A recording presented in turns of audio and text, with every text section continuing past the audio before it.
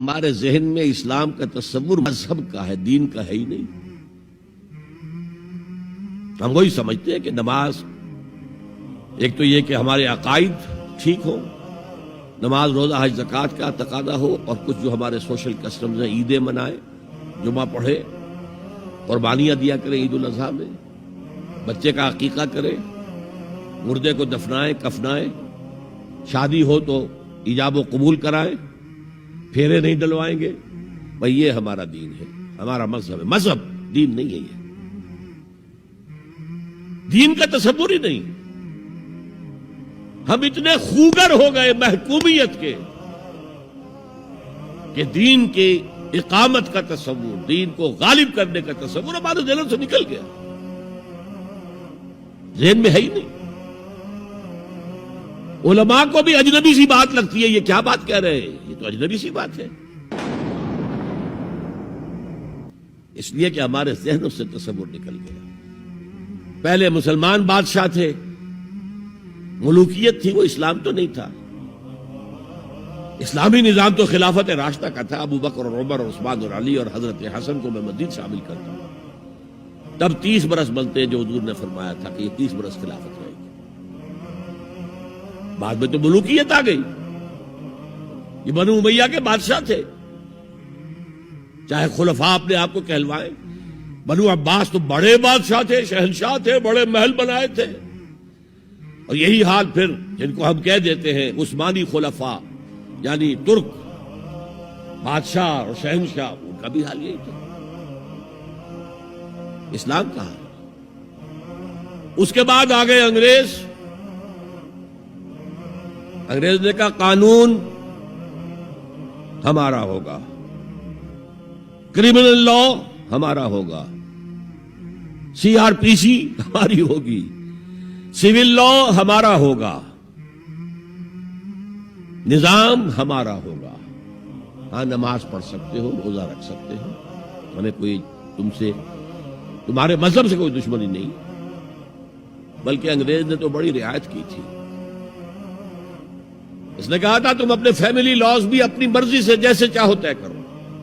آج مسلمان ممالک میں سے بھی اکثر نے اپنے فیملی لاز چھوڑ کر یورپ کے فیملی لاز اختیار کر لیے، اور پہلی مرتبہ یہ کام کیا تھا ترک نے،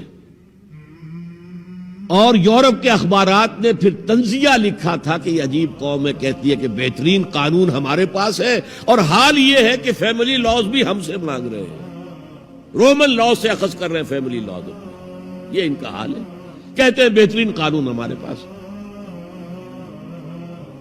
تو انگریز کے آنے کے بعد اب ہمارا علماء کا قال اللہ و قال رسول یا مدرسہ چلا لے۔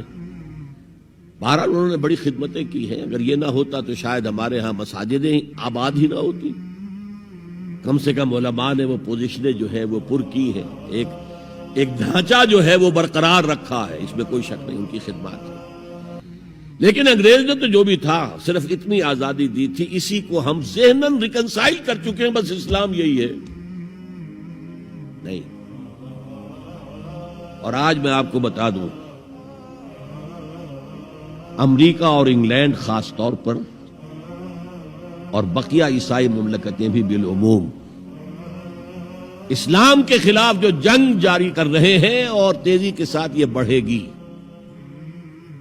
اس کا بھی معاملہ یہ ہے کہ مذہب کی حیثیت سے اسلام کے خلاف ان کی کوئی جنگ نہیں۔ جب بش کہتا ہے کہ ہم تو اسلام کے خلاف نہیں، صحیح کہتا ہے، سچ کہتا ہے، وہ یہ کہہ سکتے ہیں you have come here, you have purchased churches and synagogues and converted into mosques, did we object? تم یہاں آئے، تم نے چرچ خرید کے مسجد بنا لی، سینیگوگ یہودیوں کا خریدا اور مسجد بنا لی، ہم نے کبھی روکا تمہیں؟ تم نمازیں پڑھتے ہو، ہم نے روکا؟ روزے رکھتے ہو، ہم نے روکا؟ بلکہ رمضان میں وائٹ ہاؤس میں ایک افطاری بھی دے دیتے ہیں تمہیں، سیریمونیل۔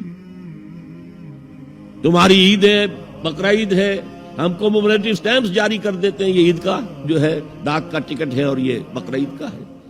تو مذہب سے تو ہمیں کوئی اعتراض نہیں، لیکن اسلام کا سیاسی، معاشی اور سماجی نظام nothing doing, we will not bear it، نظام ہمارا ہوگا۔ اور سمجھ لیجئے یہ تاریخ نے پورا سرکل ایک گھیرا پورا کر لیا ہے. وہ جو مولانا حالی نے کہا تھا، اے خاصہ خاصان رسول وقت دعا ہے، امت پہ تیری آ کے عجب وقت پڑا ہے. وہ دین جو بڑی شان سے نکلا تھا وطن سے، پردیس میں وہ آج غریب الغرباء ہے.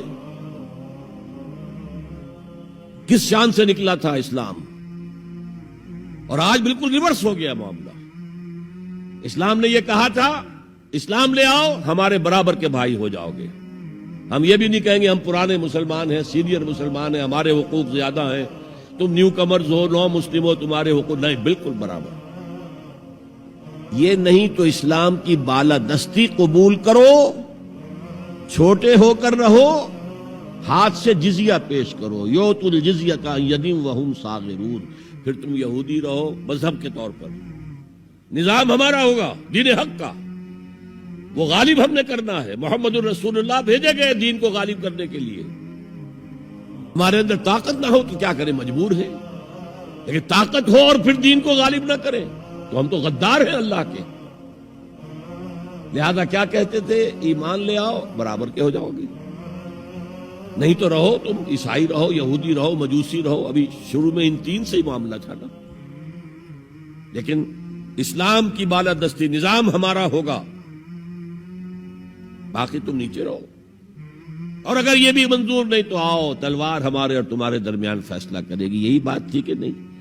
آج وہی بش کہہ رہا ہے نظام ہمارا ہوگا، اس نظام کے نیچے تم رہو، مسلمان رہو، ہندو رہو، عیسائی رہو، کچھ رہو. یہ بالکل برعکس کیفیت ہوگی. تو آج کا مسلمان جو ہے ان چیزوں سے اس لیے ذہناً غافل ہے کہ حضور کی اتنی تاکیدی حدیث، انی آمرکم بخمس اللہ امرنی بہن بالجماعت والسمع والطاعت والہجرت والجہاد فی سبیل اللہ، کبھی ممبر سے نہ سنائی گئی، نہ کبھی سنی گئی.